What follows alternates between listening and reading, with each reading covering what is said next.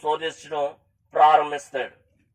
మరి ఆ విధముగానే మరి లోకరక్షకుడైనటువంటి యేసుక్రీస్తు వారు దేవుని రాజ్య నిర్మాణం కొరకు మరి ప్రారంభ దినాలలో బాప్తిసం పొందారు. అనంతరం 40 రోజులు 40 దినాలు ఉపవాసంలోనికి వెళ్ళిపోయారు. ఇప్పుడు మన శ్రమ దినాలు జరుపుకుంటున్న ఎన్ని రోజులండి? అవి 40 రోజులండి. శ్రమ దినాలు ఎన్ని రోజులండి? 40 రోజులు. 40 రోజులు శిలువ జ్ఞాన కూడికలను పెడతారు. మరి మనం కూడా పెట్టుకోవచ్చు, కానీ మనకు దూరం అయిపోయింది. ఏమండి, 25 కిలోమీటర్లు మరి రావాలి, 25 కిలోమీటర్లు వెళ్ళాలి. కాబట్టి దూరం అయిపోయిన కారణాన్ని బట్టి మరి 40 రోజులు శిలువ జ్ఞాన కూడికలు పెట్టలేకపోతూ ఉన్నాను.